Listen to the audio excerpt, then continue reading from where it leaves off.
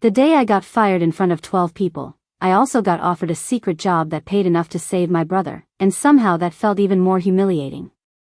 One minute I was standing in a glass conference room on the 32nd floor, getting blamed for a client file my boss had corrupted himself. The next, he was pointing at me like I was the leak. "You were responsible for the upload, Avery." My face went hot. My hands went cold.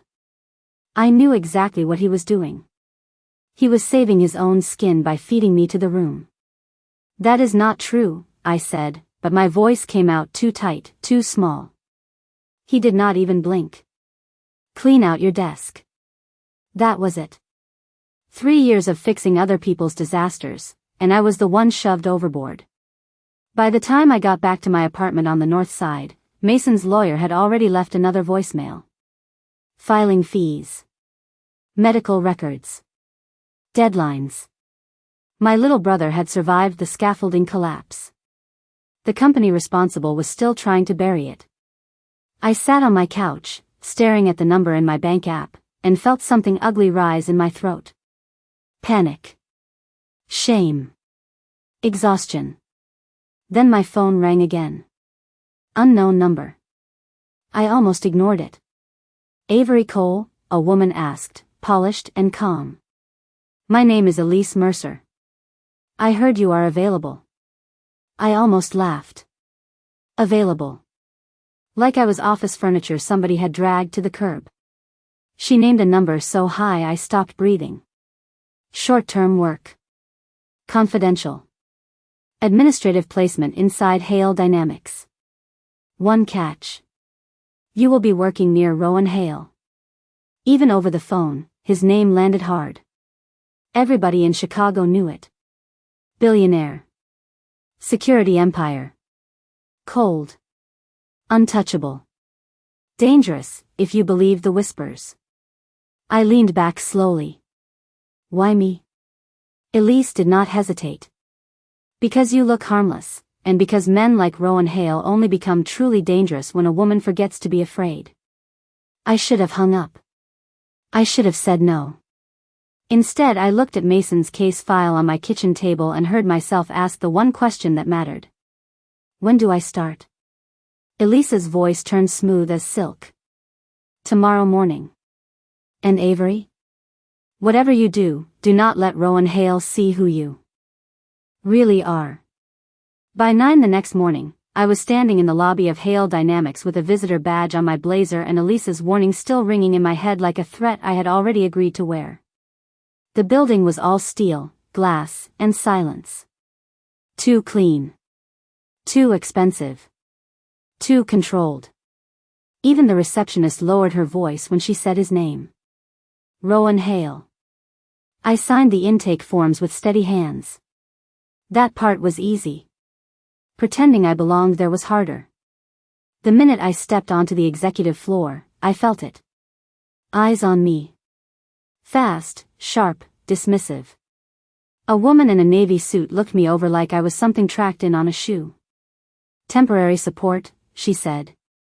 That is generous. We usually call that replaceable. A few people laughed. Not loudly. Just enough. My stomach tightened. I wanted to turn around, get back in the elevator, and forget the whole deal. Instead I lifted my chin and said, "Good morning to you too." That got me a colder smile, and then an older man with silver cuffs took the folder from my hand and flipped through it like he was already bored. If this is what staffing sent us, standards must be slipping. Humiliation hits differently when you need the paycheck. You swallow it. You smile. You bleed where nobody can see. Then the room changed. Not gradually. All at once. The air drew tight. Conversations cut off mid-breath. I did not have to turn around to know he had walked in. Rowan Hale moved past me without wasting a single step. Tall. Dark suit. No warmth anywhere. He did not raise his voice. He did not need to. He looked at the silver-cuffed executive and said, "If you have enough time to bully a temp in the hallway, you have enough time to explain why yesterday's compliance memo is still wrong." The man went pale so fast it almost felt satisfying. Rowan turned his eyes on me then, and that was worse. Cold. Direct. Like he could strip every lie off me without touching a thing. You are Avery Cole. It was not a question. Yes. My voice stayed steady. Barely. He held my gaze one beat too long. You may leave now if pressure makes you fragile. The words should have insulted me. Maybe they did. But what I felt first was anger. Hot. Immediate. The kind that keeps a person standing when fear tells her to run. Then it is a good thing I am still here, I said. Something flickered in his expression. Not softness. Not approval. Just notice. Then he walked past me and the whole floor seemed to breathe again. My phone buzzed in my pocket seconds later. A message from Elise. First impression? I looked toward the corner office that had just swallowed the most dangerous man in Chicago and typed back 4 careful words. Worse than the rumors. The lie tasted thin the second I sent it. Because the truth was more dangerous. He had seen me. And somehow that felt like the real beginning. By noon, I had already learned 2 things about Hale dynamics. First, nobody relaxed unless Rowan Hale was off the floor. Second, the second he disappeared, everybody started whispering about him like he was not a man at all, but damage with a last name. I was still sorting intake folders when every screen on the executive level flashed red. An internal security alert. Doors clicked. Phones lit up. People started moving fast and badly. The same silver-cuffed executive from this morning snapped at me, "Do not just stand there. Bring those files to night operations." Night operations. I froze for half a beat. Then a woman from internal scheduling shoved a tablet into my hands. Temporary reassignment, she said. Effective immediately. My pulse kicked hard. More access. More proximity. Exactly what Elise wanted. My phone buzzed before I even reached the elevator. New assignment? Watch his schedule. His private calls. Everyone who enters after hours. I stared at the message, disgust curling low in my stomach. This was no longer office work. This was surveillance with prettier shoes. You wanted in, I muttered to myself. Congratulations. The operations room after dark felt like a bunker wearing a designer suit. Wall screens. Live feeds. Quiet men in headsets who looked at me once and then dismissed me as temporary furniture. I kept my face blank and my ears open. 2 analysts near the coffee station spoke in voices too low for a meeting, too sharp for gossip. You know what happens if someone betrays him. I know he does not give second chances. I kept walking, but every word stuck. Rowan destroys anyone who crosses him. Maybe Elise had been exaggerating. Maybe she had not. I pulled a legal pad toward me anyway and started noting visitor times, room access, call transfers. My hand was steady. The rest of me was not. You write a lot for someone on her first day. His voice landed right behind me. I looked up so fast my pen slipped.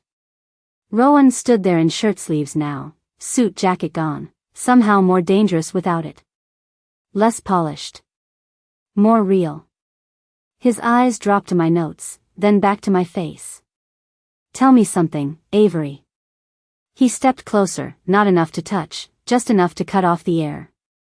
Who exactly do you work for? Every instinct in me locked. Fear. Shame. Defiance. I forced my mouth into something calm. You, Mr. Hale. He held my gaze for one long, brutal second. Then he took the pen from my hand, set it beside the pad, and said, very quietly, "That is not the answer I asked for." Rowan Hale waited for my real answer, and when I did not give it, the silence turned sharp enough to cut. I kept my face still. My heart did the opposite. I work for Hale Dynamics, I said again, softer this time, like repeating the lie might make it less obvious. His eyes did not move. "That is your payroll," he said. "Not your answer." Then one of the wall screens flashed with a new alert, and the moment broke. A security lead stepped in, fast and tense. Rowan took the update without looking at me. "You are done for tonight," he said. Cold. Final. I should have felt relieved. Instead I felt dismissed. Exposed. Like he had opened a drawer in my chest, found the hidden part, and decided to leave it there for later. I grabbed my bag and left the building too fast, with his suspicions still clinging to me like smoke. Outside, Chicago had gone dark and slick with late rain. The sidewalks shined under the streetlights. I kept my head down and walked toward the train, angry at myself for shaking. Angry at him for noticing. Angry at Elise for putting me here in the first place. Then I heard footsteps match mine half a block later. Not close. Just close enough. I tightened my grip on my bag and kept going. Another step. Then another. My pulse jumped hard. I cut around the corner near a shuttered coffee shop, and a man moved in from my left so suddenly I stopped cold. "Badge," he said, eyes on my coat pocket. "Hand it over." Fear hit fast. Clean. I backed up. "I do not know what you are talking about." He stepped closer. I turned, ready to run, and a black sedan stopped so hard at the curb it sprayed rainwater across the sidewalk. Two men got out first. Efficient. Controlled. Not loud. The stranger backed off instantly. The rear door opened. Rowan stepped out like he had expected to find me exactly here. His gaze went to the man, then to me, then back again. The air around him changed. Colder. Deadlier. "You had one job," he said to his security team. "Explain how someone got this close." I could not breathe for a second. He was not angry at me. He was furious for me. Rowan looked at me then, rain caught on his dark coat, jaw locked hard. "You are not going home tonight, Avery." I stared at him, stunned. "That is not your decision." His expression did not shift. "It is now." Then he opened the car door and said the one thing that made my stomach drop even faster than fear. "You are coming with me."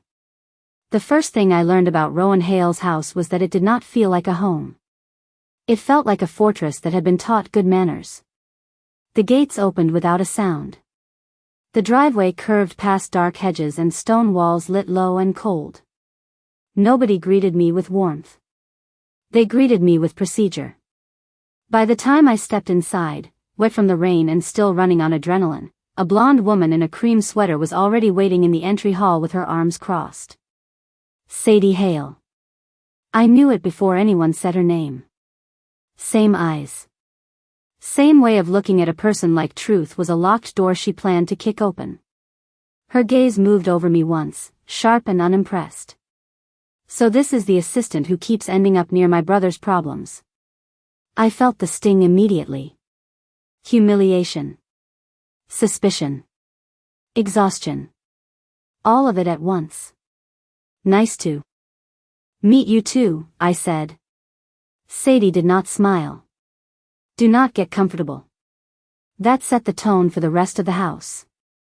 A gray-haired house manager named Mrs. Wren showed me to a guest room like she was escorting a risk, not a person. Then the head of security, Nolan Pierce, stopped me outside the hall and asked for my phone, my laptop, and my badge. "Standard precaution," he said. His voice was polite. His eyes were not. "For who?" I asked. "For the man keeping you alive tonight." The words landed hard. I handed everything over because I had no real choice, and I hated how much that showed. Later, after the house quieted, I tried to breathe. Tried to think. Tried not to notice that every door on the second floor had either a camera or a coded lock. Then I saw the far wing. One corridor. One iron-framed door. Different from the others. Sealed off. No art. No light under it. Just silence. Something in me pulled toward it before reason could stop me. I took 2 steps in that direction and heard his voice behind me. Curiosity is expensive in this house. I turned too fast. Rowan stood at the end of the hall, jacket off, expression unreadable. My pulse stumbled. I was not snooping. Do not insult us both. He came closer, not hurried, not warm. Controlled. Always controlled. You are here because someone got too close to you tonight, he said. Do not mistake that for trust. The words should have cooled me down. Instead they burned. Because part of me had already started to wonder why he bothered protecting me at all. He held my gaze 1 beat too long, then walked away. A second later, a house phone on the console table lit up. My room number. I picked it up, and Elise Mercer's voice slid into my ear like a blade wrapped in silk. Good, she said. You are inside. Now get me into Rowan Hale's private study within a week. Sleep should have come easy in a house that quiet, but fear does not care about thread count or locked gates. I lay awake with Elise's demand still burning in my ear. Get me into Rowan Hale's private study within a week. The words sat on my chest like weight. A week. A locked house. A man who already knew I was hiding something. Sometime after midnight, I gave up pretending. I slipped out of bed, opened my door, and found the hallway washed in low amber light. The house was still. Too still. Then I saw it at the far end of the hall. A line of light under a half-open office door. I should have turned around. Instead I moved closer and looked in. Rowan was still working. No jacket. Sleeves rolled. One hand braced on the desk while the other moved across a file. He looked tired in a way he never did during the day. Not weak. Just worn thin and refusing to admit it. There were 3 screens open in front of him, a city map, a security dashboard, and a spreadsheet of employee names. I watched him pause over one line, pick up his phone, and say, triple the emergency fund for the Morales family. Do it anonymously. His voice stayed flat. Controlled. But something in me shifted anyway.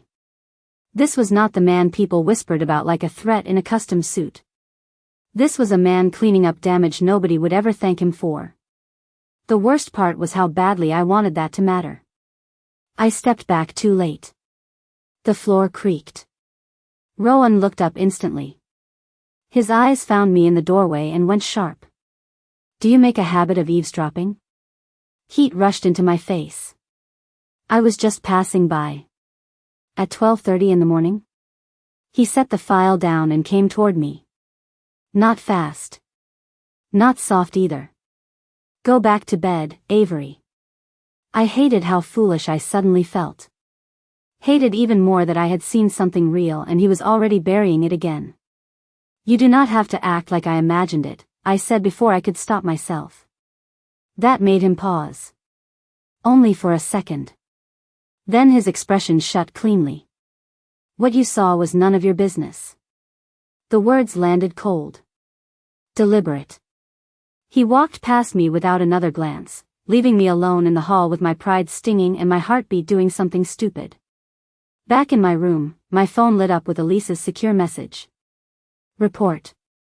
I stared at the screen for a long second, then typed exactly 8 words. He worked late. Nothing unusual. My thumb hovered over send. Then I deleted the line about the Morales family and pressed send anyway. I should have stayed away from Rowan's private study after that first night. Instead, Elise's deadline kept ticking in my head like a bomb nobody else could hear. A week. I told myself I was not doing this for greed. I was doing it for Mason. For the bills. For survival. Funny how betrayal always sounds cleaner when you dress it up as sacrifice. The next afternoon, the house shifted into one of its silent routines. Mrs. Wren took Sadie into town. Nolan was downstairs with 2 security men reviewing camera feeds. Rowan had left for a strategy call downtown. Or at least that was what the staff believed. I stood outside the locked study door with a pulse so loud it felt like a confession. Elise had coached me well. Old houses had habits. Staff had patterns. Men with too much power often trusted the same systems too long. I slid the thin plastic shim from my sleeve and worked it into the latch, my hands colder than the brass beneath them. The lock clicked. Fast. Too fast. That should have warned me. The room inside was dim, all dark wood and glass and order. No clutter. No family photos. No softness. Just screens, files, and a quiet that made me feel small the second I crossed the threshold. I moved to the desk, scanning labels, looking for anything tied to Whitmore or the board. Then I saw the file already sitting open in the center like it had been placed there on purpose. Internal leak timeline. Names. Entry logs. Transfer windows. My mouth went dry. One name was circled in black ink. Elise Mercer. I barely had time to process it before I heard the door close behind me. "You are either reckless," Rowan said, his voice low and razor calm, "or very badly advised." I spun around so hard my shoulder hit the edge of the desk. He stood between me and the door, one hand still on the knob, expression unreadable in the half-light. Panic slammed straight through me. I had been caught. Finished. Exposed. But he did not step toward me. He stepped to the desk instead, flipped the open file wider, and tapped Elise's name once. "If you are smart," he said, looking directly at me now, "you will stop listening to the wrong people." My throat tightened. He knew. Maybe not everything. But enough. Before I could say a single word, my phone vibrated in my pocket. I already knew who it was. Rowan's eyes dropped to the sound, then lifted back to my face. "Answer it," he said. "And let us both find out how far this really goes." My phone would not stop feeling heavy after that call in Rowan's study. I answered like he told me to. Elise kept her voice smooth, careful, asking whether I had found anything useful. I lied with Rowan standing 3 feet away, close enough to hear the fear under my breathing. When the call ended, he said nothing for a long second. Then he took the phone from my hand, placed it face down on the desk, and said, "You are coming with me tonight." I stared at him. "Where?" "An investor gala."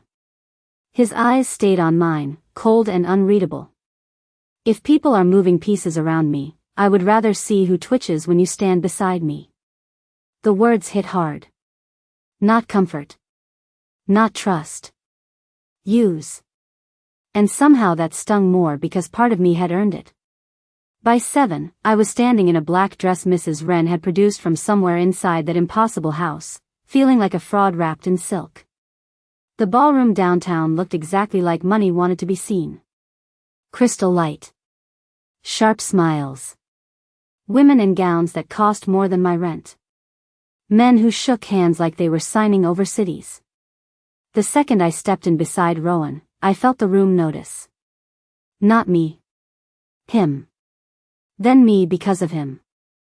A blonde socialite with diamonds at her throat looked me over and laughed softly to her table. "Rowan is bringing staff into the ballroom now? How democratic." Heat climbed straight into my face. Public shame has a special kind of burn when you cannot fight back without making it worse. I started to step aside. Rowan did not let me. He touched the middle of my back for one brief second, just enough to stop me, then looked at the woman and said, "If Avery stands with me, she belongs exactly where she is." Silence dropped fast around us. Clean. Brutal. The woman's smile cracked first. Mine nearly did too, but for a different reason. Because he had not defended me like a man being polite. He had claimed my place in the room like anyone questioning it was beneath him. That should have made me angry. Instead it made my pulse turn reckless. I kept my face still and scanned the room the way I was supposed to. That was when I saw her. Elise Mercer, across the ballroom, speaking quietly to a silver-haired man I recognized from Rowan's leak file. Grant Whitmore. Rowan's bored enemy. My stomach dropped so hard it felt like a warning. I had not just been sent near Rowan Hale. I had been walked straight into his war. The ride back from the gala was so quiet it made every stupid beat of my heart sound louder. Rowan sat across from me in the town car, one hand loose over a stack of briefing papers, expression sealed shut again like the ballroom had never happened. But it had. I could still feel the weight of his hand at my back. Still hear the way the room went silent when he said I belonged beside him. That was the problem. I could not stop hearing it. By the time we reached the house, the question was already burning through my pride. I followed him into the library before I could talk myself out of it. Why did you do that? He stopped near the fireplace and looked at me like I should have been more precise. I crossed my arms, hating how raw I sounded. At the gala. You did not have to step in. For 1 second, I thought he might actually answer me honestly. Then his face cooled. I dislike spectacle, he said. That woman made one. The words hit harder than they should have. I laughed once, small and sharp. So that was it? Do not romanticize basic damage control, Avery. There it was. Cold enough to erase every reckless thought I had let myself feel. I stood there for half a beat too long, cheeks hot, hating him a little, hating myself more. Right, I said. My mistake. He did not stop me when I turned away. That part hurt too. I had barely made it back to my room before my secure phone lit up. Elise. Of course. I answered, already angry. She listened while I gave her the clean version of the night, leaving out the part where Rowan had made me feel seen and stupid in the same breath. Then she said, almost lightly, "You look shaken." I am tired. No, Elise said. You are slipping. My hand tightened around the phone. I saw him defend you tonight. Men like Rowan Hale do not protect women because they care. They protect what they intend to control. I shut my eyes. The worst part was that I did not know if she was lying anymore. Do your job, Avery, she said. Or you will be the next thing he locks behind a pretty door. After the line went dead, I stood in the dark for a long time, staring at my reflection in the window. Then I made myself whisper the one thing I needed to hear. I am not here to trust him. But when I looked down at my shaking hands, I could not tell whether I was afraid of Rowan Hale again, or of the fact that part of me no longer wanted to be. The next morning, I stopped pretending this was still just a job. Fear had changed shape. It was no longer only about Rowan Hale. It was about what would happen if I kept lying in a war I barely understood. I was in the downstairs records room, sorting archived board packets Nolan had cleared for internal review, when I found the first thing that made my pulse trip hard. A procurement file. City contracts. Security pilot zones. Buried beneath the polished language was a list of municipal access points Rowan's prototype would monitor if the rollout went through. Transit hubs. Utility corridors. Emergency response blind spots. It was not just software. It was leverage. The kind that could expose exactly where public systems had been left weak on purpose. My mouth went dry. This is not a product launch, I whispered. It is a floodlight. The second file hit even harder. A redacted compliance memo tied to internal objections from 3 board members, including Grant Whitmore. Publicly, they were arguing budget risk. Privately, they were terrified of what Rowan's system could uncover once it went live. Corruption. Negligence. Missing money. Whole networks of it. I stared at the page and felt sick. Elise had sent me in telling me Rowan was the danger. But the people moving against him looked a lot more afraid than I had expected. My phone vibrated in my pocket before I could think too far. Elise. Of course. I answered in a whisper.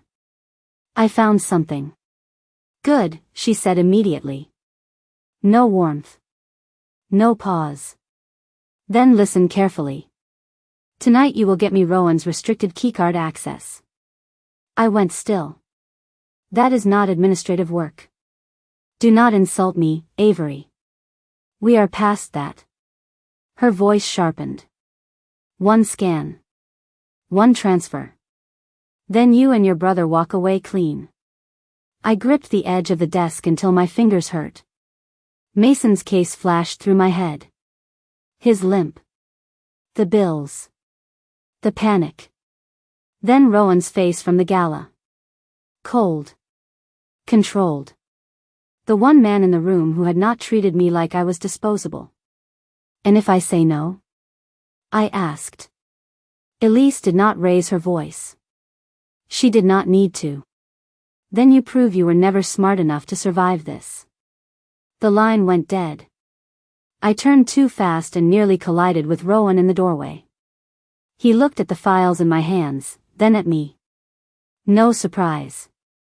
No confusion. Just that brutal, quiet focus that always made me feel like he could hear the lie before I spoke it. His gaze dropped briefly to my phone. Then back to my face. Choose carefully tonight, Avery. My heartbeat stumbled. Because the worst part was not that he suspected me anymore. It was that I was no longer sure which betrayal would destroy me first. That night, I stood in Rowan Hale's office with a copied access request on my screen and Elise's last promise still poisoning my head. One scan. One transfer. Then you and your brother walk away clean. Clean. There was nothing clean about any of this anymore. My hand hovered over the restricted credentials panel while the house slept around me. I had already done the hardest part. I had borrowed Rowan's access card during a late file handoff, copied the visible sequence, and opened a temporary bridge into the internal system. All I had to do was complete the final transfer. Instead I stared at the blinking prompt and felt sick. Mason's medical bills. Mason's case. Mason limping through our apartment trying not to let me see how much pain he was still in. Then Rowan's voice from the doorway that afternoon. Choose carefully tonight, Avery. My throat tightened. Damn. You, I whispered, and killed half the code. Not all of it. Just enough to poison the handoff. Enough that Elise would get something. Not enough to open the real core. It was the ugliest kind of compromise, and I hated myself the second I made it. The alarm hit anyway. Not loud. Worse. Silent lights along the far wall. A security fail-safe. My blood went cold. I yanked my hand back from the console just as Nolan and two security officers came through the side entrance. Step away from the terminal, Nolan said, already reaching for his earpiece. I could not breathe. This was it. Finished. Exposed. Then Rowan walked in behind them, took one look at the screen, and did the last thing I expected. He lied for me. Stand down, he said. Everyone froze. Nolan frowned. Sir, the access bridge came from this station. Rowan did not even glance at me. Then that means whoever is testing my internal security just proved my concerns were valid. His voice stayed cool. Absolute. Avery was following my instructions. Shock hit so hard it almost showed on my face. Nolan looked unconvinced. So did Sadie, who had appeared in the hallway in silk pajamas and suspicion. But nobody argued with Rowan when he was in that tone. Not even his sister. One by one, they backed off. The room emptied. The silence afterward felt worse. Rowan moved to the terminal, shut down the false bridge, and then turned to me. His eyes were not warm. They were not forgiving either. Just sharp. Tired. Dangerous. You owe me the truth, he said quietly. Not tonight. But someday. Then he stepped aside and opened the door for me like I was free to leave. That should have felt like mercy. Instead it felt like debt. And somehow, that was heavier. The house changed the morning Celeste Armand arrived. Not loudly. Not with alarms or raised voices. Just a shift in the air, the kind that makes people stand straighter and lie more carefully. I felt it before I saw her. Mrs. Wren changed the flowers in the front hall. Nolan doubled the entry sweep. Sadie looked irritated in a way that usually meant something personal. Then the front doors opened, and there she was. Celeste moved like she had once belonged in this house and knew exactly which pieces of herself she had left behind. Elegant. Pale gold hair. Gray coat cut so perfectly it looked expensive even in silence. She handed Mrs. Wren her gloves and said, "I am here for the board briefing, not the nostalgia." My stomach tightened anyway. This was Rowan's ex-fiancée. The woman people whispered about when they wanted to call him ruthless without saying the word out loud. I had heard the story a dozen ways already. Rowan Hale ruined her. Rowan Hale drove her out. Rowan Hale never lets women leave clean. Celeste's eyes landed on me before anyone introduced us. Sharp. Assessing. Not cruel. Worse. Accurate. "You must be Avery." I nodded. "And you must be the woman everyone talks about." Her mouth curved just slightly. "That depends which version you heard." Before I could answer, Rowan came in from the study and the whole room seemed to pull tight. He did not soften when he saw her. If anything, he went colder. "You are early," he said. Celeste took that without blinking. "You are still rude." "Good. I was afraid success might have made you pleasant." Sadie looked away like she had already lived through too much of this. I stood there, silent, hating how aware I suddenly was of every look, every pause, every missing explanation. Later, I caught two staff members whispering in the side corridor. "She vanished for a year after the engagement ended. People said he buried the scandal." I kept walking, but the words lodged under my skin. That evening, Celeste found me alone in the library, flipping through event binders I could not focus on. She leaned one shoulder against the shelves and studied me like she was reading a headline she had seen before. "You should be careful," she said. My chest tightened. "Of Rowan?" "No," she said, calm as glass. "Of believing you are the first woman to think she understands him." I looked up too fast. "I do not understand him." "Not yet," she said. Then her gaze dropped to the folder in my hands, then back to my face. "But you are already too emotionally involved to be harmless." Celeste's warning stayed under my skin all day, and by evening the whole house felt tight with things nobody wanted to name. Then the storm hit. Hard. Rain slammed against the tall windows. Wind shook the trees beyond the terrace. Around 9, the lights flickered once, twice, then steadied at half strength, leaving the library washed in gold and shadow. I had come in there to escape the house, not to find Rowan already standing by the fireplace with a glass of water in one hand and a stack of board papers in the other. He looked up when I stepped in. No surprise. Just that same unreadable stillness. "Power fluctuation," he said. "The backup grid will hold." I should have nodded and left. Instead I shut the door behind me and stayed. The storm made the silence between us feel smaller. More dangerous. "Does anything in your world ever happen quietly?" I asked. He set the papers down. "Quiet things are usually the ones that cost the most." Something in that landed deeper than it should have. I moved closer to the shelves, trying to look calm. "People talk about you like you enjoy being feared." Rowan's mouth barely shifted.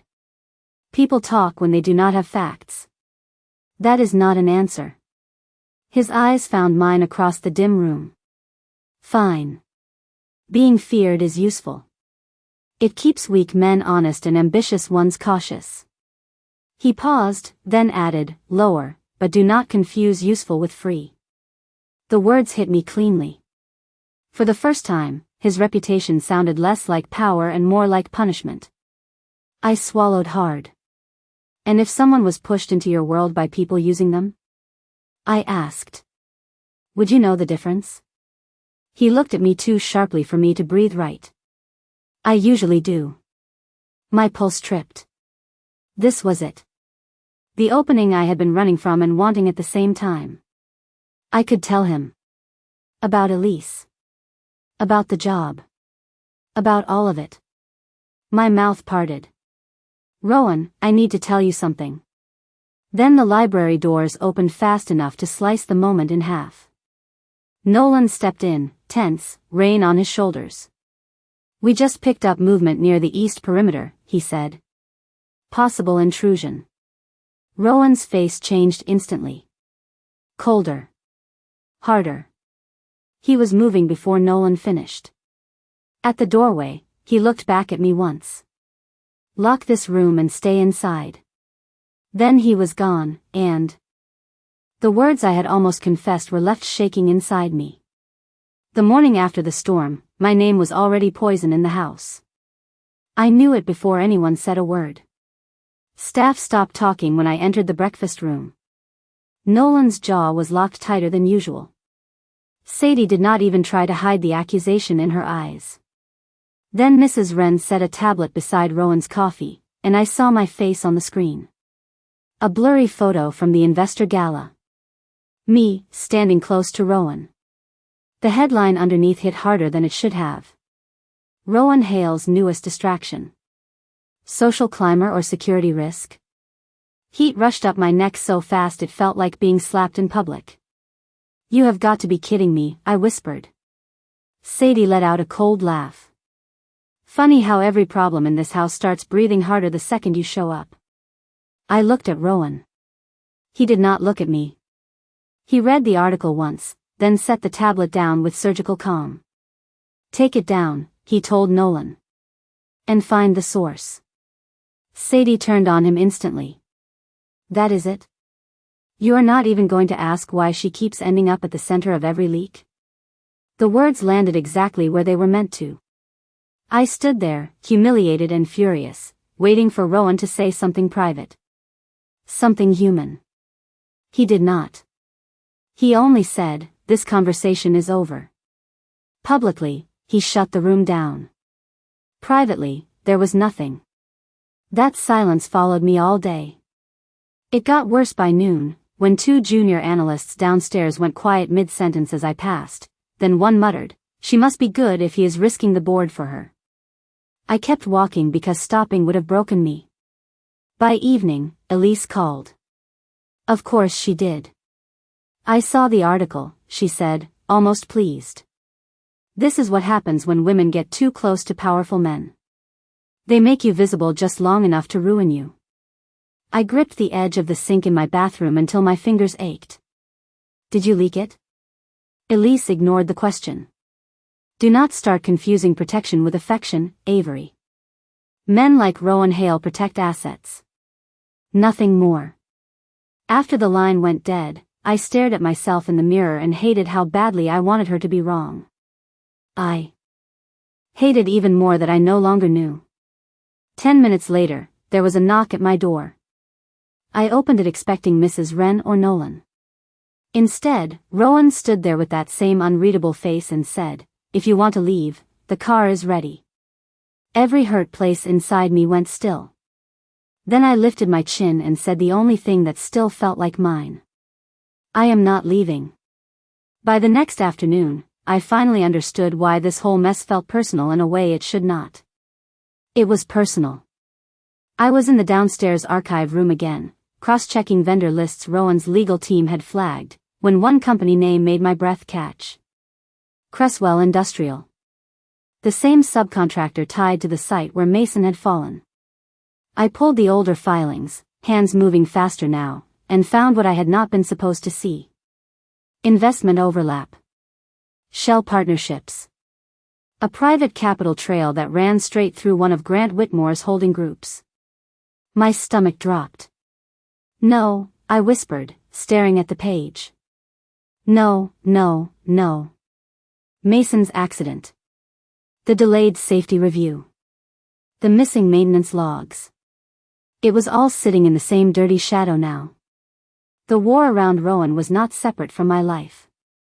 It had been touching my family before I ever walked into Hale Dynamics. I stood there shaking, grief and rage tangling so tightly I could barely think. When Rowan found me 20 minutes later, I was still gripping the file hard enough to bend the paper.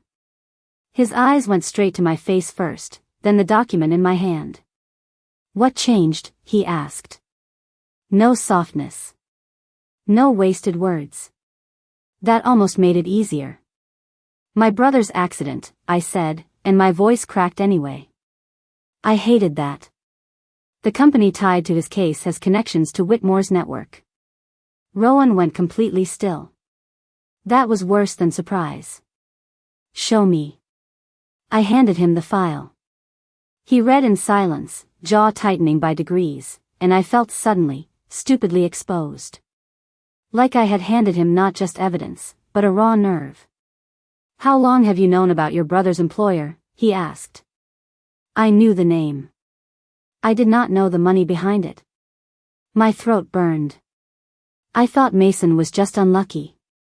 I thought I was drowning in one disaster. I did not realize it was the same ocean. Something flickered in Rowan's expression then. Not pity. Thank God. Just focus sharpened by anger. He was not aiming at me. "You should have told me sooner." The words stung because they were true. "I know." He closed the file and looked at me for one hard second that felt too honest. "No," he said quietly. "I do not think you do." Then he walked out with the documents before I could answer. The worst part came later. That evening, while the house pretended to settle, I passed the study and heard Rowan inside with his general counsel. "Reopen Mason Cole's case," he said. Quietly.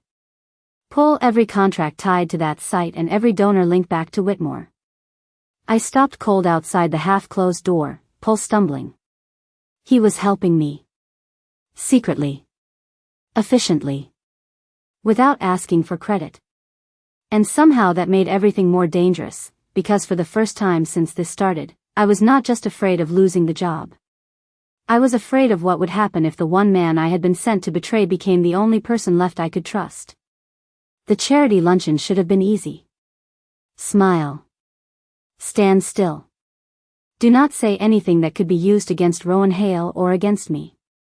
Instead, the second I stepped into the hotel ballroom, I felt the trap close. The room was full of polished people pretending to care about public schools while trading influence over crab cakes and champagne.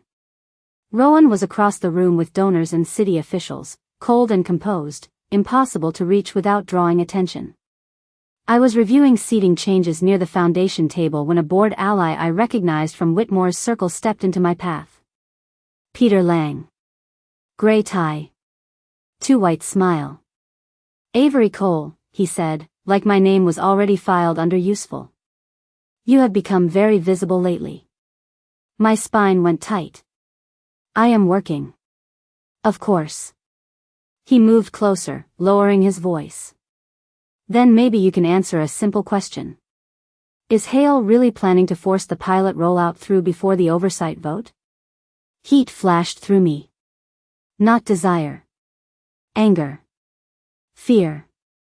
The kind that comes when you realize you are being tested in public and hunted in private. "Ask Mr. Hale," I said. Lang smiled wider. "I think you know more than you pretend to." Before I could step around him, Rowan's voice cut cleanly through the space between us. "Then you should improve your judgment, Peter." Lang turned. Rowan was suddenly there, one hand in his pocket, the other lifting my event folder from my grip like he had every right to manage the moment. "If you need information," Rowan said, calm as winter, "you ask my office. You do not corner my staff." My staff. The words hit hard. Protective. Possessive. Strategic. I could not tell which part shook me more. Lang muttered something polite and backed off fast. Rowan waited until he was gone, then looked at me. "Walk with me." I followed him into the service corridor behind the ballroom, pulse still pounding. The second the doors shut behind us, I turned on him. Do not do that. His eyes narrowed. Do what? Move me around like a chess piece and call it protection. The words came out sharper than I planned, but I did not take them back. You do not get to decide where I stand, who talks to me, or what I can handle. Rowan stepped closer, not enough to touch, just enough to make the narrow corridor feel smaller. Peter Lang was not talking to you, he said quietly. He was using you. And you were not. I shot back. That landed. I saw it. A flicker. Real. Dangerous. His jaw tightened. I was the only person in that room who stopped him. The silence after that turn charged so fast it almost stole my breath. Because the worst part was that he was right. I looked away first. Rowan exhaled once, slow and controlled, like he hated this too. Get back inside, he said. You are safer in the open room. I should have moved. Instead I stood there, still burning, still shaken, and suddenly very aware that fighting with him felt a lot too much like standing too close to fire and deciding not to step back. By the time I got back to the house after the luncheon, I could still feel Rowan's last words under my skin. I was the only person in that room who stopped him. That should have made things simpler. It did not. It made everything worse. Because now, every decent thing he did hit the exact place where my guilt already lived. I had barely closed my bedroom door when my secure phone lit up. Elise. My stomach dropped before I even answered. You look closer to him on camera every day, she said without greeting. That is either useful or disappointing. I kept my voice flat. What do you want? A soft laugh. Honesty would be a nice change. Then my phone buzzed with a second notification. An attachment. I opened it, and all the blood left my face. It was me. Grainy hallway footage from Hale Dynamics. Me outside Rowan's study. Me at the terminal on the night of the false bridge. Proof. Not enough for prison, maybe. More than enough to bury Mason's case and turn me into the perfect headline. You have been recording me, I said. Do not pretend surprise, Elise replied. I do not invest in desperate women without collateral. I sat down hard on the edge of the bed, pulse slamming. What do you want? The backup drive in Rowan's office safe, she said, her voice turning razor calm. You get it for me, and this all disappears.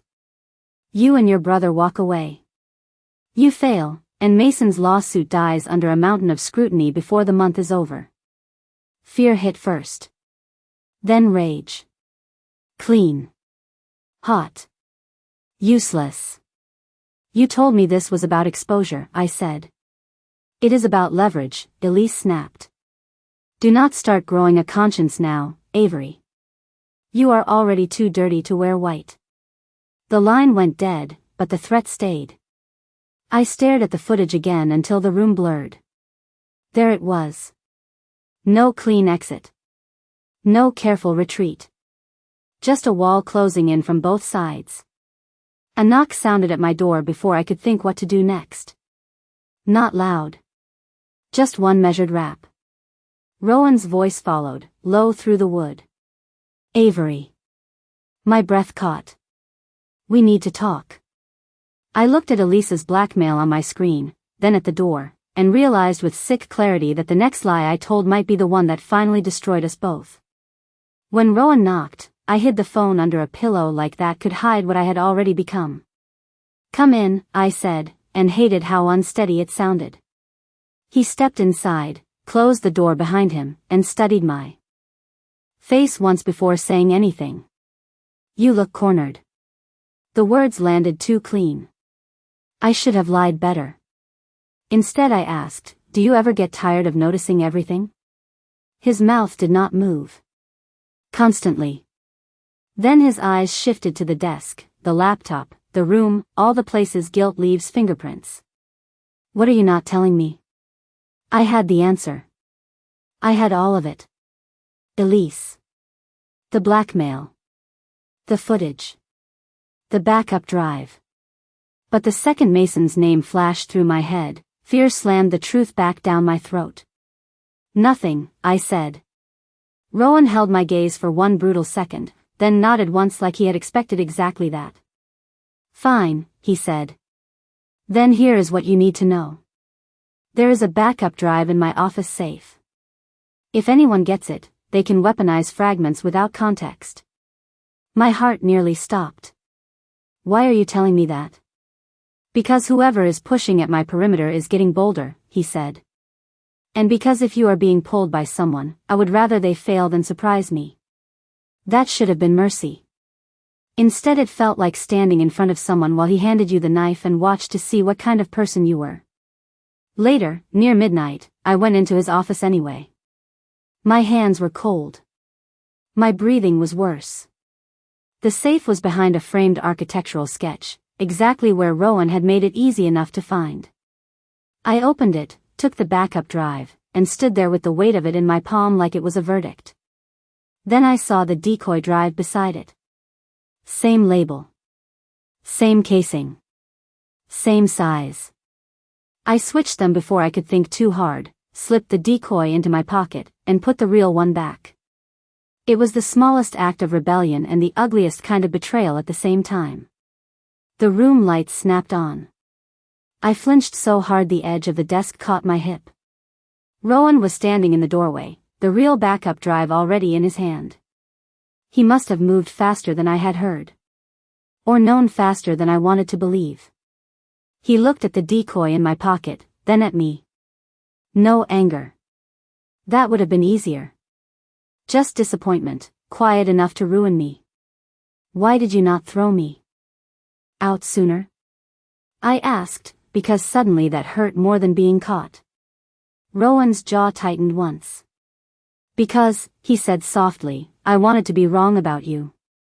The next morning, I was still in the house, which somehow hurt more than being thrown out. Rowan had every reason to send me back to my apartment, back to Elise, back to the mess I had made. Instead, he did something colder. He kept me. Nolan met me outside the breakfast room with a new access badge, stripped down so hard it was almost a joke. No systems. No files. No executive floor. Mr. Hale has reassigned you to internal admin only, he said. Polite. Final. Sadie was not polite. She looked at the badge in my hand and laughed once, sharp and humorless. You should be grateful. If it were my call, you would be out the gate already. I wanted to say she was right. I wanted to say I deserved worse. Instead I stood there swallowing humiliation like it had calories and I was trying to survive on it. Rowan crossed the hall a minute later in a dark suit, taking a phone call about city council and investor pressure like none of this was personal. He did not even look at me. That was the punishment. Not anger. Distance. Control. Like I had been moved from person to problem overnight. I told myself that was all it was. Surveillance dressed as mercy. It should have made leaving easier. It did not. By noon, the house felt smaller than ever. Every glance from staff carried suspicion. Every silence felt deliberate. I was in the conservatory pretending to answer harmless scheduling emails when Celeste stepped in with a cup of tea and the kind of calm that made honesty sound dangerous. She sat across from me without asking and studied my face like she had seen this exact damage before. He did not send you away, she said. I let out a tired laugh. You say that like it means something good. Celeste tilted her head. It means you matter enough to keep close, even now. I looked at her, raw and defensive. Or he just wants to watch me. Perhaps, she said. Rowan is very talented at turning care into control when he is hurt. The words landed too precisely. I hated them for that.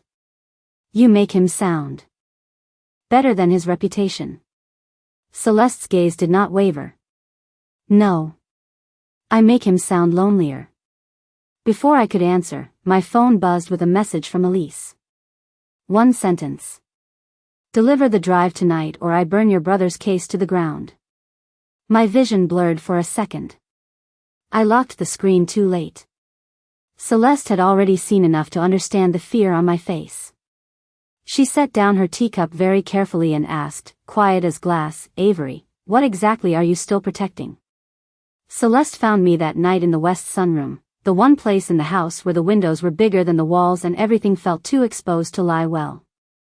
I had Elisa's message burned into my mind, Rowan's silence burned deeper, and somehow Celeste still looked like the calmest person in the room. She closed the door behind her and leaned against it for a second, watching me the way people watch something breakable when they are not sure if touching it will help. You think he ruined me, she said. No greeting. No softness. Just the truth dragged into the light. I looked down at my hands. That is what people say. Celeste let out one quiet breath. People say easy things when the real story costs too much. She crossed the room and set a folder on the table between us. Old board minutes. Media clippings. A timeline I had only ever heard twisted. Rowan did not destroy my life, she said. He ended our engagement because staying with me would have dragged my family into a federal corruption case tied to his father's old network. He gave me a way out before the scandal hit. I took it. I stared at her. You disappeared for a year. Because the press would have eaten my mother alive, and Rowan knew it. Her mouth tightened. So he let them hate him instead. The words landed hard enough to make my chest ache. Every rumor. Every whisper. Every cruel version of him I had half believed because fear made it convenient. Why did he not defend himself? I asked. Celeste's eyes softened for the first time. Because Rowan learned a long time ago that fear can be useful. If people think you are colder than you are, they stop looking for what you are protecting. I turned toward the dark window, my own reflection staring back at me like someone I barely recognized. I judged him, I said quietly. Yes, Celeste answered. And now you know what that cost him. Silence stretched between us, but it felt different now. Not empty. Morning. I finally looked at her again. Why are you telling me this? She gave me the kind of smile that held no triumph at all. Because whatever game you were dragged into, you are no longer reacting to a monster. You are reacting to a man who made himself one so other people could stay clean. I should have felt relief. Instead I felt worse. Because understanding Rowan did not erase what I had done to him. It only stripped away my excuses. When Celeste left, I stayed there a long time, staring at the folder until the lines blurred. Then there was a knock at the glass door. Rowan. He did not come in. He only stood on the terrace, one hand in his coat pocket, the city lights behind him, waiting. For the first time since this began, I was not afraid he would see the truth. I was afraid he would see how late I finally understood it. I found Rowan on the terrace because I could not carry the truth one more hour without it crushing something vital in me. The night air was cold enough to sting, but he stood there like he did not feel it, one hand braced on the stone railing, city lights cutting hard silver across his face. When he looked at me, there was no surprise left in him. Just that same exhausted control that made every word matter more. What is it? He asked. My throat tightened. This was the moment I had nearly reached in the library, the one the storm had stolen from me. I need to tell you something, I said. His expression did not change, but I saw the small shift in his shoulders. Attention. Not trust. Then say it. I opened my mouth and for one terrible second nothing came out. Elise. The money. The lies. Mason. The drive. All of it pressed against my ribs like a second heartbeat. When I came to Hale Dynamics, it was not an accident, I said finally. I was sent. The silence after that felt alive. Rowan did not move. By who? His voice stayed calm. That almost broke me more than anger would have. Elise Mercer. I forced myself to keep going. She hired me before I ever met you. She said you were dangerous. She said I needed to get close, report what I saw, and help prove it. His face went still in that way that meant something inside him had locked down hard. How much did you tell her? Too much at first, I said, and shame burned all the way through me. Then less. Then not enough for her. I was trying to tell you before. I should have told you sooner. I know that. For 1 second, I thought maybe he might answer. Maybe the truth, finally dragged into the light, would at least let us stop bleeding in the dark. Then the terrace doors opened behind me. Nolan stepped out fast, face tight, a tablet already in his hand. Sir, we have a problem. Rowan's eyes left mine and dropped to the screen. I turned with him and felt my stomach fall. A whistleblower packet had just gone live across 3 business outlets. Internal allegations. Financial manipulation. Board misconduct. And there, buried near the top in sharp black type, was my name. Rowan took the tablet from Nolan and read in silence, the city wind cutting between us like a blade. When he finally looked up, the moment I had come to give him was gone. Replaced by something bigger. Colder. Public. Inside, he said. Not harsh. Worse. Crisis flat. He moved past me, already calling legal. I stood there for one stunned beat, confession hanging unfinished in the air, and realized with sick clarity that if I had waited any longer, I would not have lost the chance to tell him the truth. Someone else would have told it for me. By morning, my face was everywhere. Business blogs. Gossip feeds. Local news crawlers running below stock updates like I was just another line item in Rowan Hale's collapse. The leaked packet had done exactly what it was built to do. It made me look like his planted accomplice, his inside girl, the woman who had helped blur the line between private loyalty and corporate fraud. I sat in the media room off the main hall while 3 screens played different versions of the same lie. Close associate. Internal fixer. Possible. Operative. My phone would not stop buzzing. Mason. Reporters. Unknown numbers. Rowan's legal team moved around me like I was both evidence and liability. The worst part was Rowan himself. He never raised his voice. He never accused me in front of anyone. He just turned into pure crisis. Fast. Precise. Unreachable. At 11, the front gate cameras caught the press gathering outside. By noon, Mason texted me a screenshot from a morning segment. You are on television. What is happening? My stomach folded in on itself. I called him immediately. Mason, listen to me. Do not talk to anyone. Do not answer anything. His voice came through thin and shaken. Avery, they are saying you were helping that billionaire hide something. Are you in trouble? Shame hit so hard I had to grip the edge of the counter. I am handling it, I said, which was not an answer, and we both knew it. After the call, I found Rowan in the study with Nolan and 2 attorneys. One of the lawyers looked at me like I had already cost them too much. Rowan did not. He just said, leave us. They hesitated. He did not repeat himself. Once we were alone, I waited for anger. For disgust. For some clear, brutal sentence that would finally tell me where I stood. Instead, he stayed by the desk and said, there will be no public statement about you today. I stared at him. So you are just going to let them tear me apart? Something cold flashed across his face. No.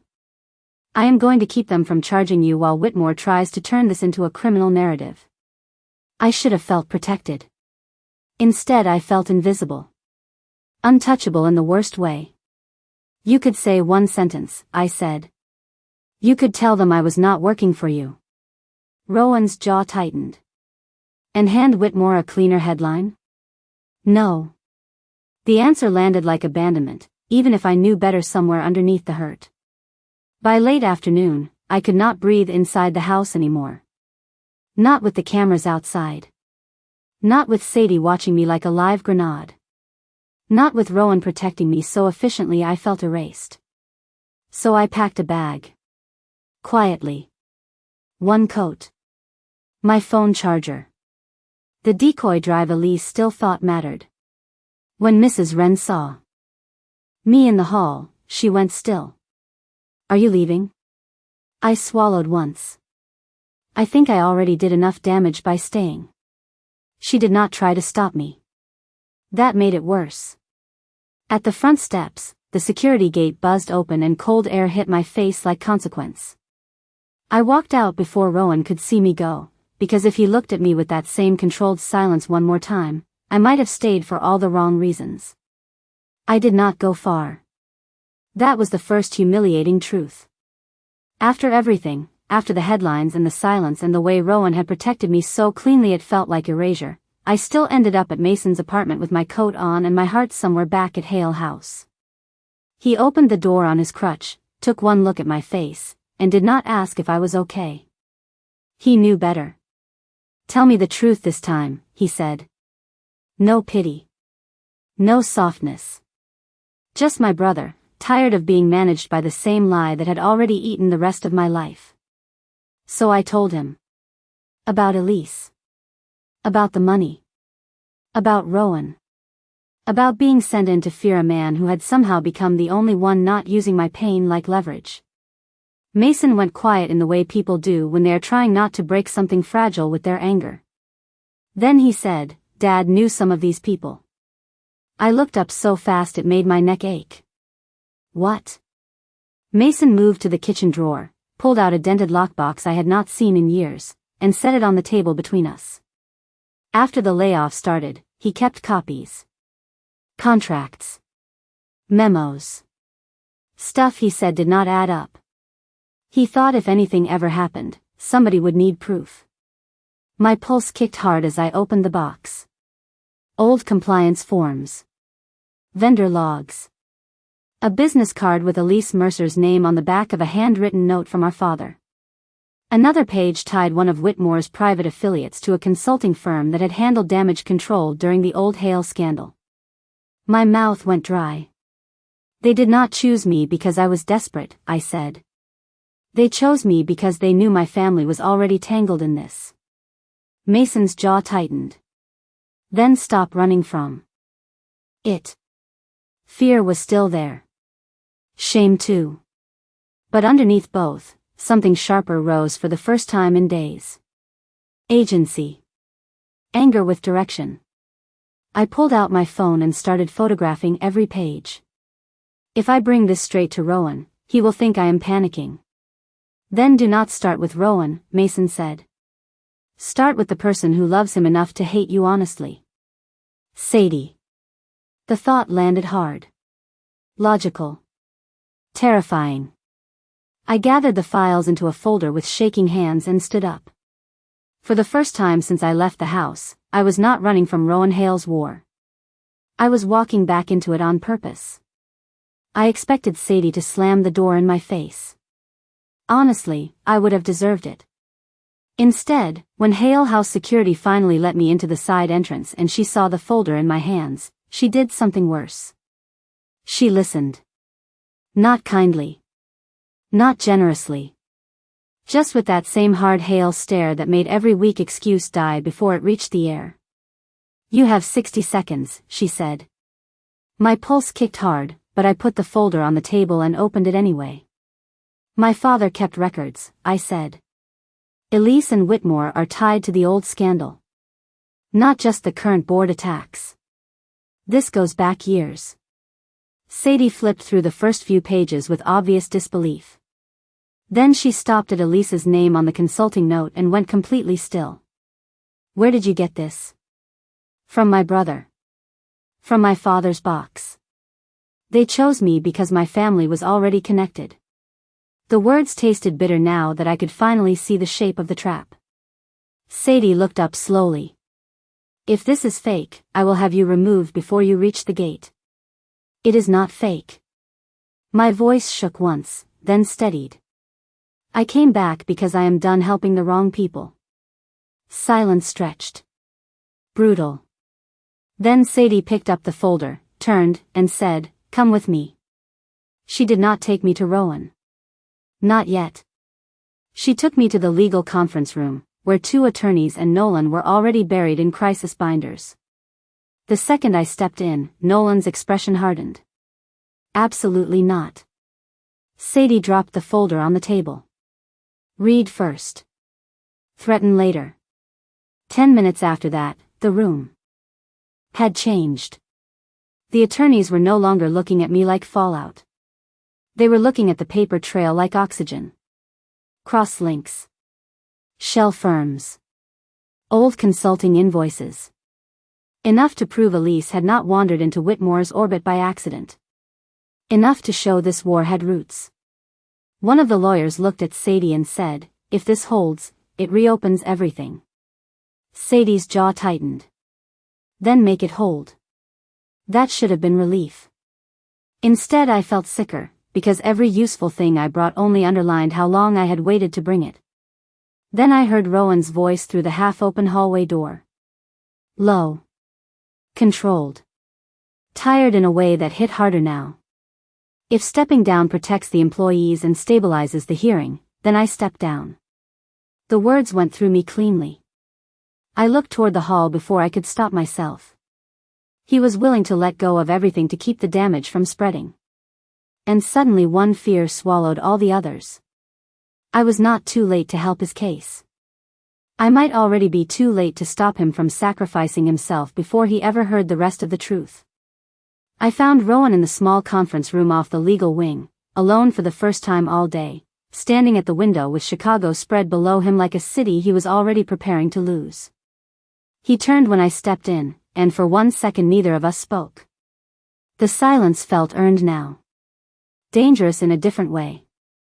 "I heard what you said in the hall," I told him. "About stepping down." Rowan's face did not change. "Then you heard a strategic option." "I heard you getting ready to bleed for everyone else again." That landed. I saw it in the hard set of his jaw. "You do not get to say that to me," he said quietly. "No," I said, my pulse pounding so hard it felt like truth had finally become physical. "But I should have said everything a long time ago, and I am done deciding you can only survive pieces of the truth." Then I told him all of it. The money Elise offered me. The fear she sold me before I ever met him. The first reports I sent. The things I left out once I started seeing what he really was. The blackmail. The footage. The drive. The way Mason's case had been used like a leash around my throat from day one. I did not stop when my voice shook. I did not stop when shame burned hot enough to make breathing hurt. I told him the ugly parts too. "I was not protecting you at first," I said. "I was surviving. Then I kept lying because every decent thing you did made the truth harder to hand over. And that is mine. Not yours." Rowan listened without interrupting. That was worse than anger. It meant every word had space to land. When I finished, the room felt stripped down to the studs. He looked at me for a long time, eyes tired, colder than grief and somehow gentler than contempt. "I knew some of it," he said at last. "Not all." I swallowed hard. "I know saying I am sorry is not enough." "No," he said. "Clean. Final. It is not." The words hurt because they were honest. He took one step closer, not soft, not warm, just real. "Forgiveness is not the same thing as trust, Avery." My throat tightened. "I know." His gaze held mine another beat. "Good," he said. "Because I am not offering you the second one tonight." It should have broken me. Instead it steadied something. The lie was gone. The damage was finally standing in the light with both our names on it. And when Rowan moved past me toward the door, he did not tell me to leave. He only paused beside me and said, low and brutal and somehow still more than I deserved, "The hearing is tomorrow. If you are staying in this fight, then stay on the right side of it." The legal conference room ran past midnight on coffee, adrenaline, and the kind of silence that only happens when everyone knows the next morning might redraw their lives. Rowan did not send me out. That was the first shock. The second was worse. He put me to work. Sit, he said, sliding a stack of archived vendor disclosures across the table. No softness. No ceremony. Just a place in the fight I had almost destroyed. Sadie looked like she wanted to object, but one glance at Rowan shut that down. I sat. My pulse was still uneven from the confession, from the fact that he had heard everything and let me stay anyway. What am I looking for? I asked. Rowan tapped one line in the margin. Anything that was altered after the original filing date. We worked like that for hours. Nolan cross-checked access logs. The attorneys built timelines. Sadie handled media exposure points. I dug through old compliance records until my eyes burned. Then I found it. A metadata mismatch buried in a supplemental archive entry tied to my father's old consulting batch. The timestamp had been rewritten 2 years after the original filing, but the author code had not changed. Same internal editor. Same Hale-adjacent cleanup team Whitmore had used before. My breath caught. Here, I said, shoving the page toward Rowan.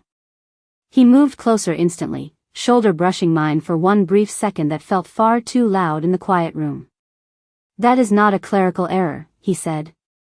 No, I answered. It is a handprint. Sadie leaned in, sharp-eyed now. If we can prove who forced the revision, Whitmore loses the clean narrative. One of the lawyers nodded. And Elise stops looking like an outside consultant. She becomes part of a pattern. For the first time all night, the room shifted from defense to attack. It should have felt like victory. Instead it felt fragile. Temporary. Too late for easy things. By 1:30, the lawyers broke to prepare hearing packets. Nolan left to secure courier copies. Sadie took a press call in the hall. Suddenly it was just Rowan and me at opposite ends of a table covered in proof and old damage. The silence came back, different now. Less hostile. More tired. Rowan closed the last folder and looked at me. You were right about one thing, he said. My heartbeat stumbled. Which thing? His mouth almost moved. Almost. You should have told me sooner. It should have cut. Instead it felt like a bruise pressed gently. I lowered my eyes, then looked back up because I was done hiding from what hurt. I know.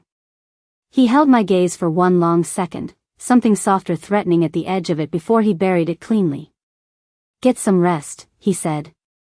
Tomorrow will not be kind. I stood, gathering the files, and for one dangerous moment it felt almost easy to stay in that room with him. To let exhaustion blur the distance. Then Rowan stepped back first, rebuilding it between us with one controlled breath, and I understood. We were finally on the same side. But whatever lived between us still had not survived the truth. The emergency board hearing felt less like a meeting and more like a public execution with better suits. By the time I stepped into the glass-walled conference floor at Hale Dynamics, every seat was filled and every face already angled toward Rowan like people were deciding how much dignity to leave him on the table. Whitmore sat near the center, silver-haired and perfectly composed, the kind of man who wore corruption like a tailored coat. Elise was there too, half a step behind legal counsel, polished and calm enough to make me sick. Rowan walked in beside his attorneys without looking at either of them. I followed 3 paces back, aware of every eye that cut toward me. Not curious. Hungry. Whitmore opened with the smooth confidence of a man who thought he had already won. This company cannot survive under leadership compromised by secrecy, manipulated reporting, and compromised personnel. His gaze slid to me on the last 2 words. The humiliation hit fast, hot, public. Rowan did not flinch. Then I assume, he said coolly, you brought something stronger than theater. Whitmore smiled and nodded to Elise. She stood, activated the presentation screen, and my stomach dropped. Security stills. Hallway footage. Keycard logs. Me outside Rowan's study. Me at the terminal. Me, edited into exactly the shape they needed. Miss Cole's access pattern speaks for itself, Elise said. She was placed close to Mr. Hale because his internal controls were already compromised. Lies wrapped around pieces of truth. The ugliest kind. I could feel the room turning, not because Whitmore had proven everything, but because he had made it look neat. Credible. Useful. Rowan's counsel started to object. I stood before I could think better of it. Do not. My own voice startled me. The room went still. Rowan turned his head slightly, just enough to look at me, and for 1 second I saw the warning there. Not fear for himself. Fear for what this would cost me. I stepped forward anyway. The footage is real, I said. Shame burned all the way through me, but I kept going. So is the fact that I was hired before I ever entered Hale Dynamics. I was sent in. I lied. I made that possible. The silence after that felt endless. Then I lifted the folder from our overnight work and set it on the table in front of Whitmore. But if we are telling the truth today, then let us tell all of it. Elise Mercer did not uncover a corruption problem. She helped manufacture one. Whitmore's smile finally cracked. Not enough to win. But enough to matter. And as the room erupted into questions, I understood the worst part. I had just burned the last shield I had left. If our proof did not hold, then I had not saved Rowan Hale.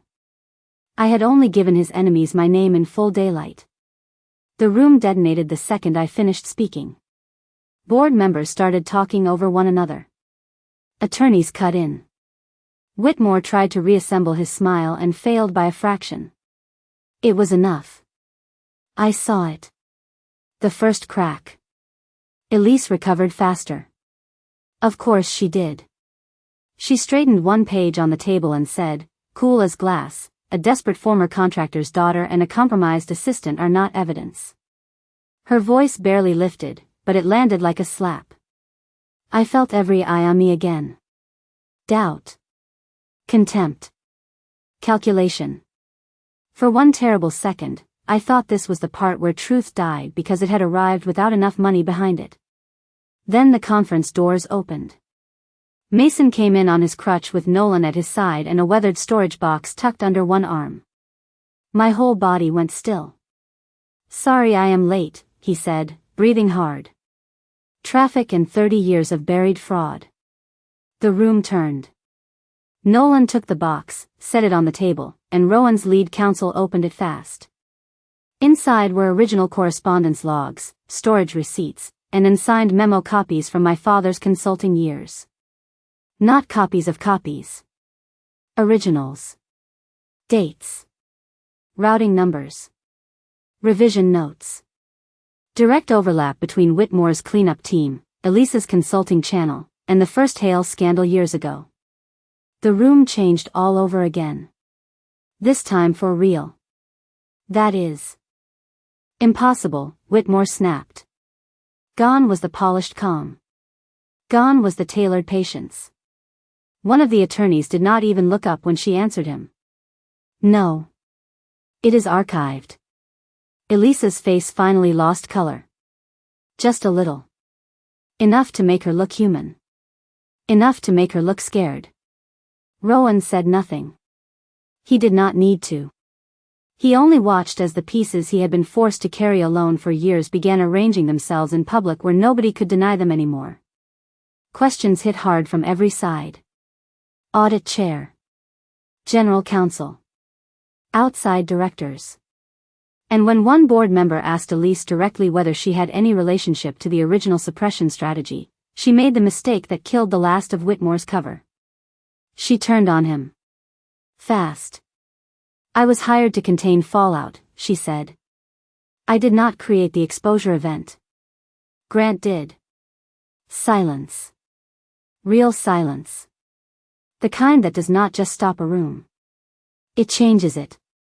Whitmore stood too quickly, started to speak, stopped when two federal compliance officers entered with internal security at their backs.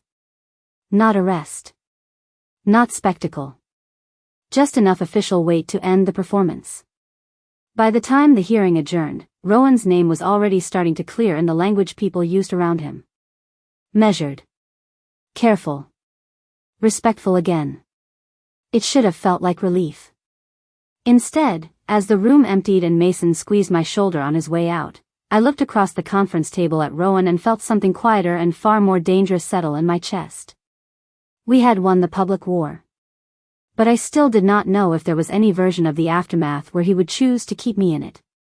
3 days after the hearing, I was packing my apartment into 2 cardboard boxes and pretending that counted as closure.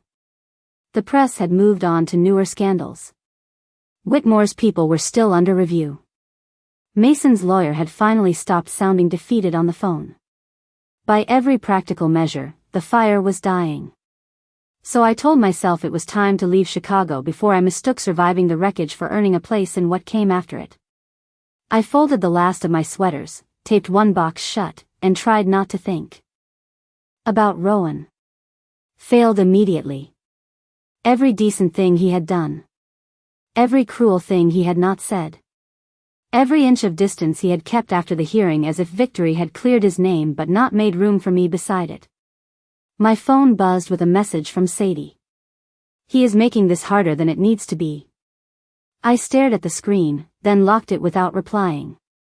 10 minutes later, someone knocked. Not tentative. Not urgent. Just one measured sound that made my pulse recognize him before my mind did. I opened the door, and there was Rowan, standing in the narrow hallway outside my apartment like he had stepped out of a version of my life I had already told myself was over. Dark coat. Tired eyes. No entourage. No distance to hide behind except the one he had built himself. "You are leaving," he said. Not a question. I forced my fingers to stay loose on the doorknob. That was the plan. Rowan looked past me at the boxes, then back at me. Plans built out of fear are rarely your best work. The words hit too clean. I laughed once, low and brittle. That is rich coming from you. Something flickered across his face. Real. Yes, he said. It is. That shut me up. He stepped inside when I did not stop him, then stood in the middle of my almost packed apartment like the room had to adjust around him. I let people fear me because it was efficient, he said. Useful. Easier than needing anything from them. My throat tightened. He kept going anyway. Then you walked in under false pretenses and still managed to become the one person whose opinion had the power to do actual damage. I looked down because I could not do both things at once, breathe and survive that sentence. Rowan, no, his voice stayed quiet, but it cut straight through me. You do not get to apologize your way out of hearing this. I looked back up. He was closer now, not touching, not soft, just honest in a way that felt more dangerous than any threat ever had. I am not here to ask you to trust me because I have earned it, he said. I am here because I have not. Not fully. Not after the way I used silence like a weapon every time. It cost me less than honesty. My chest ached. So what are you asking for? For the first time since I met him, Rowan Hale looked at me with nothing in his face but choice. The chance, he said, to earn your trust too. For one long second after Rowan asked for the chance to earn my trust, I could not speak. Not because I did not know what I felt. Because I finally did. The fear that had dragged me into his world was gone. What remained was harder. Clearer. Choice. I looked at the boxes around us, at the life I had been so ready to run back to, and then at him. I am not giving you some dramatic instant yes because you showed up at the right moment, I said. His mouth almost moved. I would have been disappointed if you did. That steadied me. I set the tape gun down on the table and stepped closer. No more secrets. No more deciding for me what I can handle. No more silence dressed up as protection. Every word landed between us like a line drawn clean. Rowan did not flinch. Done, he said. No bargaining. No control. Just that one hard, simple word. It should not have mattered as much as it did. But it did. Because for the first time, he was not asking me to step into his world on his terms. He was meeting me in the middle. The next few weeks did not fix everything like magic. They fixed it like work. Mason's case was formally reopened with new evidence attached to Whitmore's network. Hale Dynamics announced an independent ethics review, and Rowan asked if I would help build the community oversight division that had been buried for years under people with better suits and worse intentions. "You are serious?" I asked when he offered it. Rowan looked at me across his desk, steady and unguarded in a way that still caught me off balance. "You see the damage clearly," he said. "And you no longer run from it. That is exactly who I want in the room." Months later, at a smaller public event for the new city safety initiative, nobody whispered when I stood beside him. They looked. Of course they looked. But it was different now. Not scandal. Not suspicion. Just recognition. Sadie hugged me before the press came in, which felt like its own minor miracle. Mason grinned through physical therapy soreness and told me I looked obnoxiously happy. He was not wrong. Rowan found me near the back terrace before the cameras started and adjusted the cuff of my coat with that same careful focus that once would have wrecked me. Now it only made me smile. "You still look like a man people are afraid of," I told him. His eyes held mine. "And you still are not." I let that settle in my chest, warm and final. I was paid to fear Rowan Hale. I walked into his world expecting danger, secrets, and ruin. I found all three. But I also found the truth beneath them. And this time, when he reached for my hand in public, I did not hesitate. I chose him in the light.